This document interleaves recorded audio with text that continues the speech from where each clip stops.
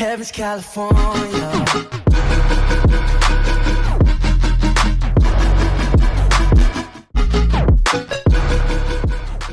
Yo guys, what is going on? Welcome back to another video, and today's video is a little bit different. So this video was requested a while back and by a friend who yesterday got a little bit angry and said, you know what, you're playing it too safe, you need to do something different. I asked for it months ago and you didn't do it. And that's right, I didn't do it, and you know what, I have been in the process of doing it, think about how I'm going to do it, and I think I've got it sorted today. So this game, this video, what we're doing today is basically some rules about football. Now, seeing as my channel is mainly football based or sports based, and football is the sport that most likely comes up, there's a lot of people out there who maybe have girlfriends or boyfriends or parents or brothers or sisters or any family members that maybe don't understand the whole concept of the game. Is pretty basic. I've got the FA handbook up to my right here. I'll put a link to that in the description if you want to go and have a look at it more in depth yourself, because I'm not going to be running through all the rules, like for example stuff about the field of play or stuff about the ball.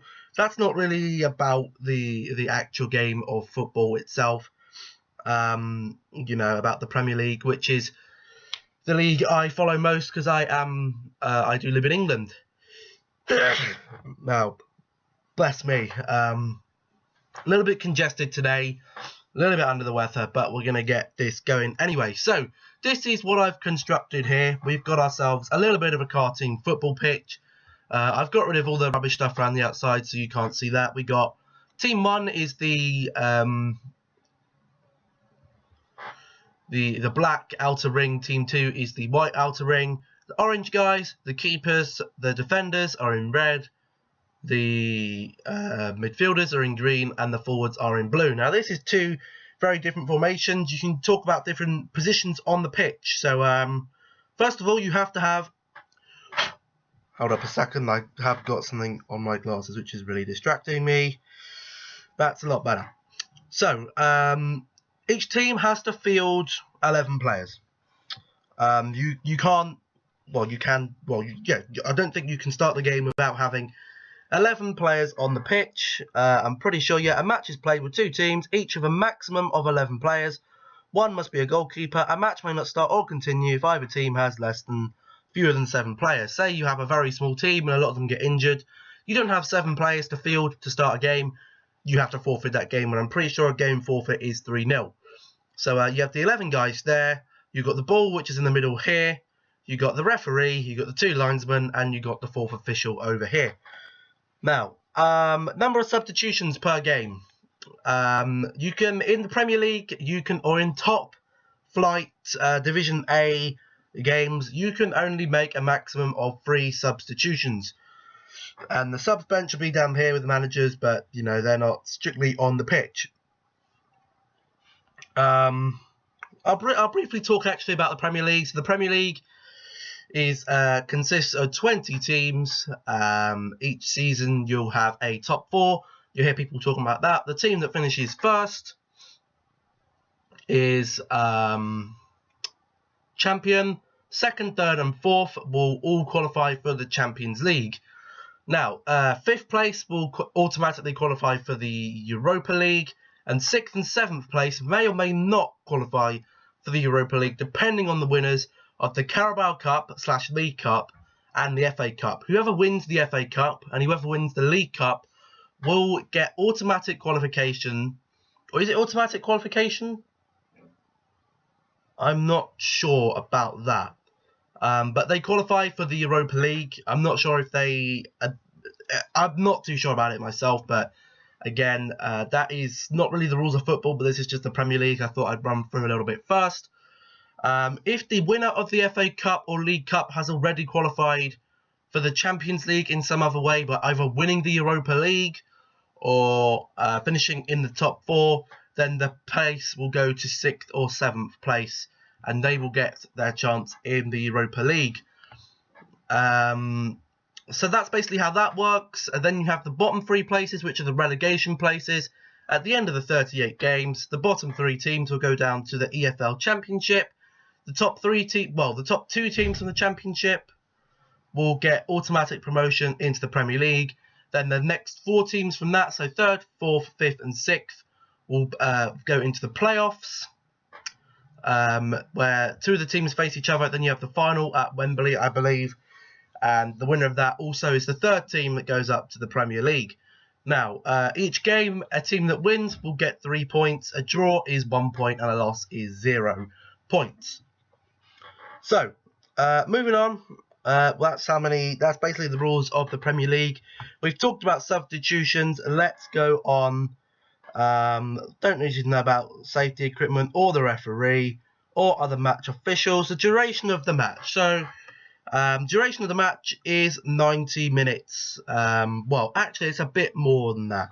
Let's say here, a match lasts for 2 equal halves of 45 minutes, which may only be reduced if agreed between the referee and the 2 teams before the start of the match, and is in accordance with competition rules. Half-time interval. Players are entitled to an interval at half-time, not exceeding 15 minutes. A short drinks break is permitted at the interval of half-time and extra time. Competition rules must state the duration of half-time interval, and it may be altered with the referee's permission. Allowance for time lost. Allowance is made by the referee in each half for all the time lost in that half through substitutions, assessment and or a removal of injured players, wasting time, disciplinary sanctions, stoppages for drinks, any other cause including significant delay to a restart. 4th official indicates the minimum additional time decided by the referee at the end of the final minute of each half. The additional time may be increased by the referee but not reduced. Penalty kick. If a penalty kick has to be taken or retaken, the half is extended until the penalty kick is completed. And that's basically it there.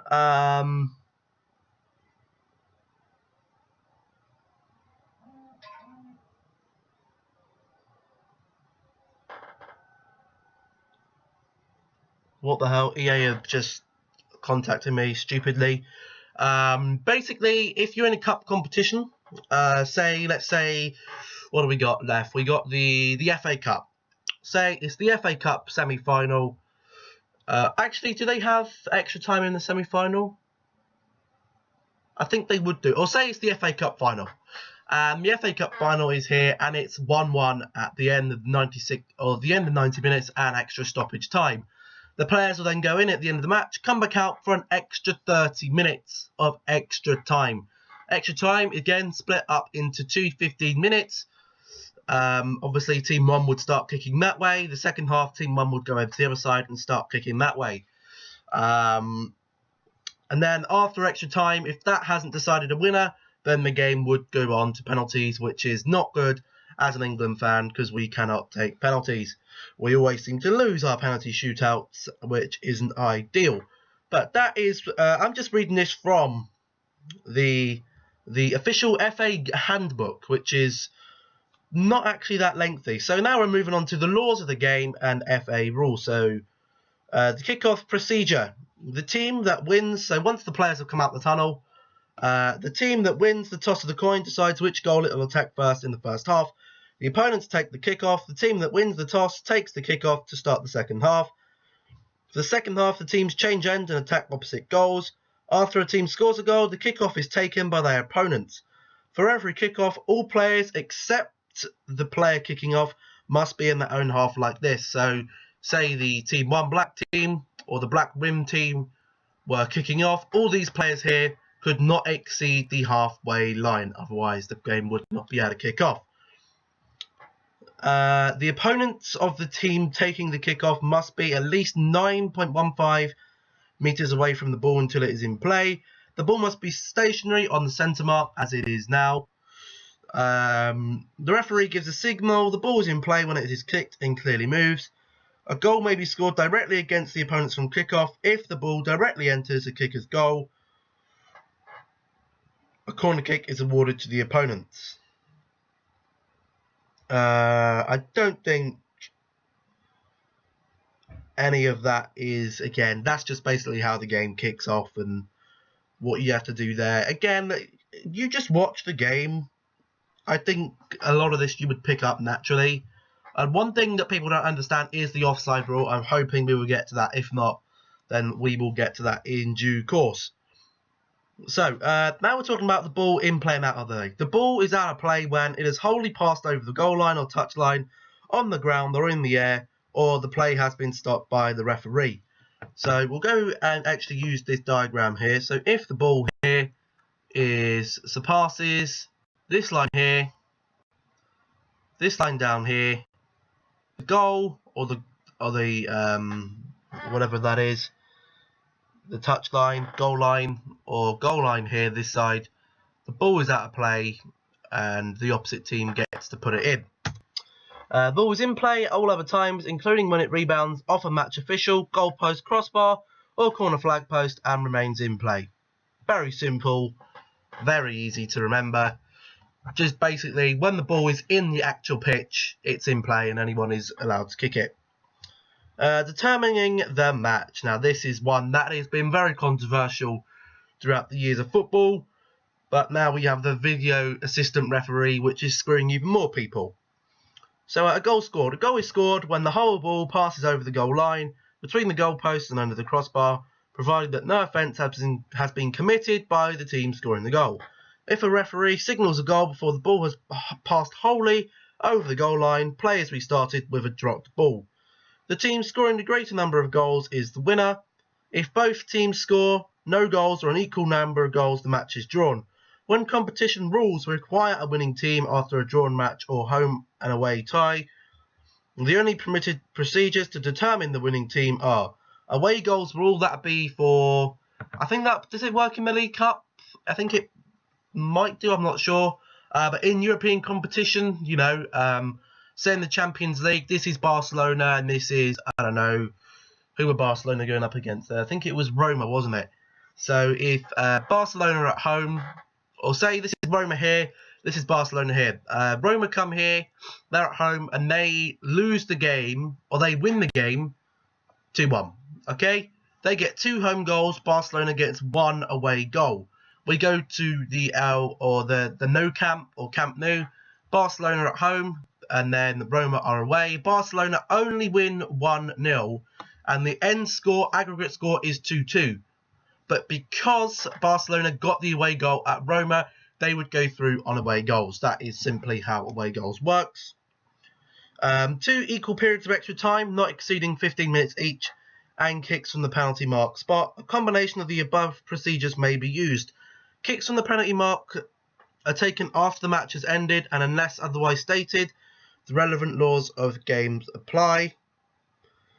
Then you have all the stuff about during kicks and the penalty, during kicks and substitutions and send-offs. Don't really need to know about that to understand how the game of football works. Basically, a player steps up and kicks as a goal. The ball will be put here on the centre spot, and he would have a free shot basically, and the goalkeeper would have to try and save it.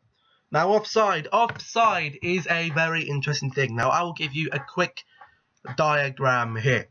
So, say this is the attacking team here, team 2, just because it's a little bit easier for me to do. So we will grab our team 2 left forward. He's coming up here. We'll grab our team 2 striker. He is about here. We will grab the ball. Obviously, is at his feet, so he's got the ball there. Now we'll go down to our defenders here. So the left back has been pushed forward. He's been left over there. He's marking this guy right here. Coming forward, the 3 mid. No, he'd be marking. I don't know. He's just there. Say the right centre back, he's moved up to come and challenge him, and the left centre back is over to mark him over there. Now, as we can see here, this striker, oh, hold up a second, there we go. The ST. Hang on, let me make sure this is still working okay. Yeah, it's fine. So the striker here, this guy right here, is now classed as offside, and I will just about tell you why. So if this player here goes and he wants to pass the ball, he sees this guy in open space and he passes the ball, and he passes it to him and he shoots and he scores and everyone's a goal. They go, whee! This guy gets the ball. The linesman would clearly see that the Team 2 striker has surpassed the line of the defensive line when we actually move the right back, who is still not in the correct position. We'll take this right back. He can move up here like that. Now, the offside line here would be as shown here. So the offside line would be level with the last defender. Now, this isn't strictly straight. You know what? It's straight enough. So this would be the offside line. Any player from the second team that has passed the ball, surpassed this line, past the last defender. Okay?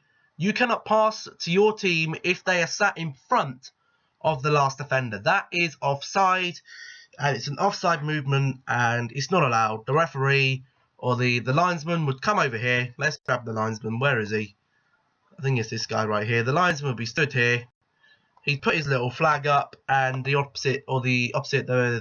black team here would be able to take the ball where this guy was standing and would have a free kick. And if he was to go on and score, the goal would not be allowed because he is offside and has surpassed the line of the last defender there.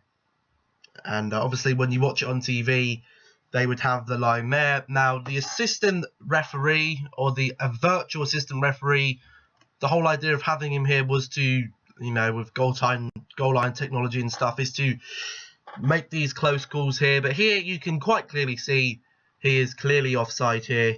You know, even if it looks like he isn't quite offside, you know, even if we moved him to, say, there, he'd still be offside because the front of his body is past the last part of the defensive line there.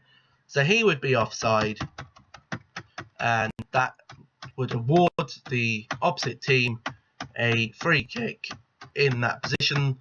Now we're going to take all these guys back here. We'll move them all back to their original positions. There we go. Boom. Okay, they're all back. They're all back to their original positions. Now let's see how this explains it. So it is not offside. It is not an offence to be. It is not an offence to be in an offside position.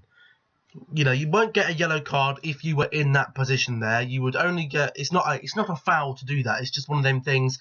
It's not allowed. The ball gets the game gets held up, and the opposite team or the other team gets a free kick. So it's not an offence to be in an offside position. A player is offside if any part of the head, body, or feet is in the opponent's half, excluding the halfway line, and any part of the head, body, or feet is nearer to the opponent's goal line than both the ball and the second last opponent. The hands and arms of all players, including the goalkeepers, are not considered.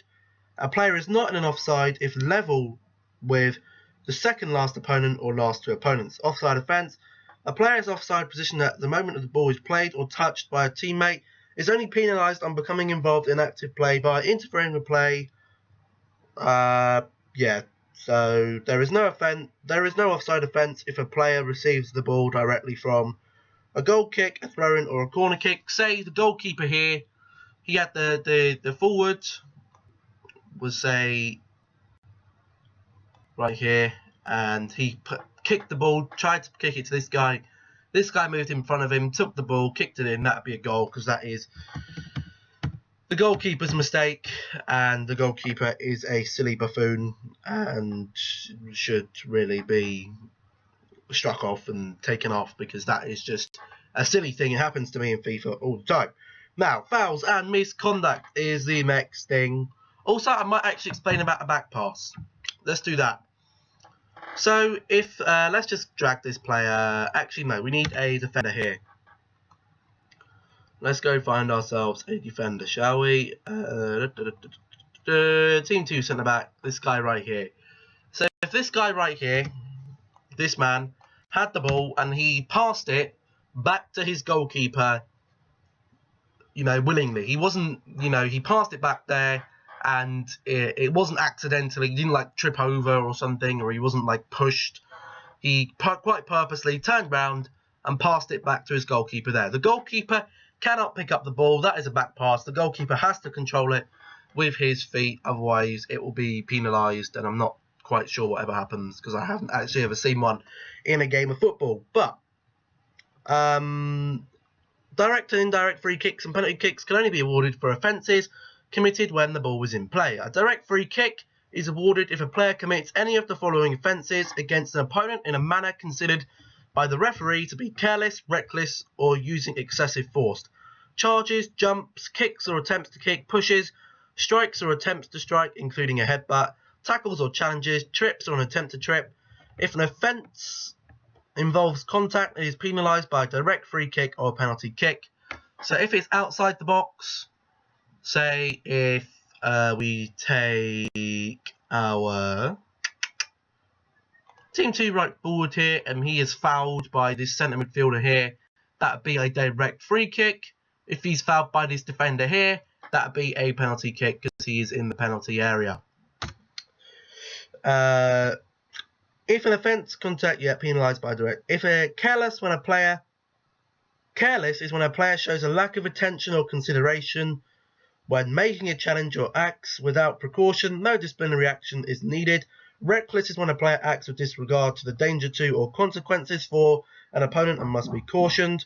Using excessive force is when handling the ball. Handling the ball involves a deliberate act of a player making contact with the ball with his hand or arm.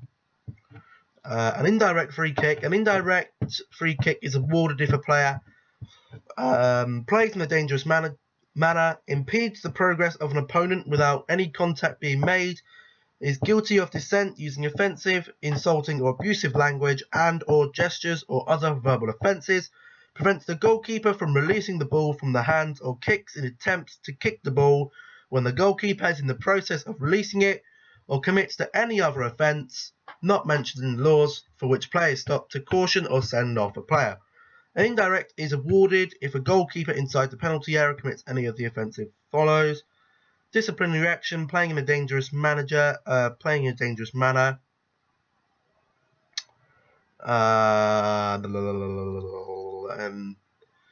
can also play an advantage if the referee plays an advantage for an offence for which a caution send-off would have been issued had player been stopped. This caution / send-off must be issued when the ball is next out of play.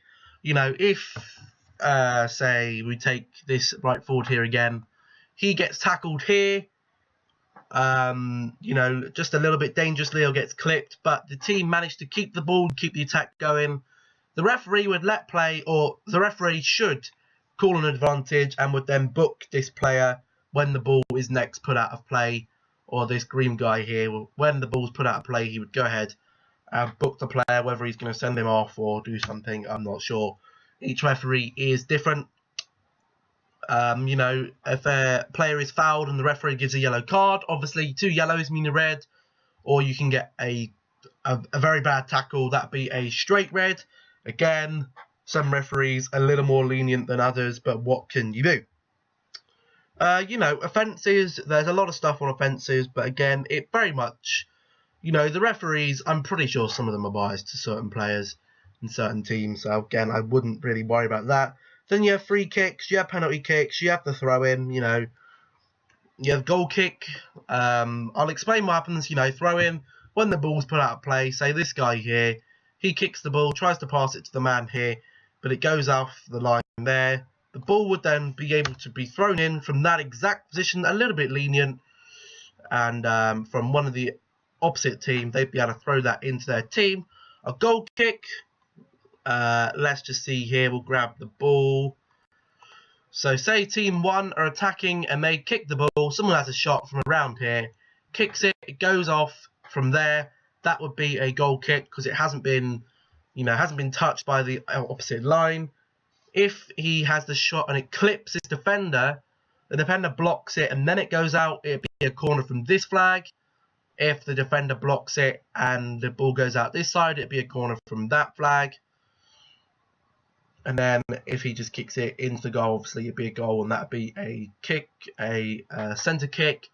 If he kicks it and the referee or the goalkeeper catches it, then he can do whatever he wants. He can kick it or throw it or pass it, whatever he wants to do. He can even nod it on if he really wants to. What's there? That's the goal kick, that's the corner kick, and that's basically it, to be honest. You know, the rules and stuff, basically, there's offside, there's back pass, you know how many minutes the game is, you know how many substitutes there are, you know the basic rules of the Premier League, you know that also 5 yellow cards mean, I think you missed 3 or 1, I don't know how many games, let me actually search that up. Let's see, how many games does a player miss for a straight red card? Here we go. How many games does a player miss for a straight yellow card? How many games before they are suspended? How many matches does a player miss after a red card? If a player is sent off for a professional foul, straight red cards for dissent will result in a 2-match ban. After yellow cards, players will receive a 1-match ban if they receive 5 yellow cards in domestic competitions. Can a red card be overturned? A straight red card can be overturned if an appeal is lodged with the FA and a panel decides the referee got the decision wrong. In an event of a successful appeal, the suspension will be cancelled. You know, you have a question about football, you type into Google, Google will basically know the answer. As I say, I'll put a link in the description to the FA handbook in case you want to have a look. If I haven't covered everything, then this is basically all I basically know about football. You know, hopefully that the person who asked for this has gained something from it. If they haven't, then it's only cost me about 20 minutes of my day, which is fine. The video is going to be quite long. Nothing I can do about that, but thank you all for watching. If you did enjoy, please remember to drop a like on the video down below. Leave a comment. Did you gain anything from this? You know, is there anything I missed? If you do have any questions, please feel free to let me know. If you are new around here, don't forget to hit that subscribe button and turn on notifications, because now YouTube isn't putting all my uploads into your sub boxes. It'll only put certain ones. If you want to make sure you never miss a video, just turn the notifications on. You know, it'll just tell you when I've uploaded a video. It'll be in your notifications then, so then you know when you're ready to watch it, you can go and watch it and you'll be able to find it easily. Thank you all for watching. Stay safe, stay happy, stay awesome, and I'll catch you in the next one. Goodbye.